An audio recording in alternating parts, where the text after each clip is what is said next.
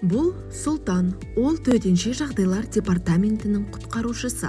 Бүгін Сұлтанда демалыс, отбасымен қыдырып жүрген оны кенет жұмысқа шақыртты. Ал бұл Аслан 112 каналынан түскен ақ түтек боранға байланысты тас жолдар жабық деген хабарламаны елеместен жолға шығып кетті. Қарлы бораннан түк көрінбейді. Аслан адасып айдалада қалды.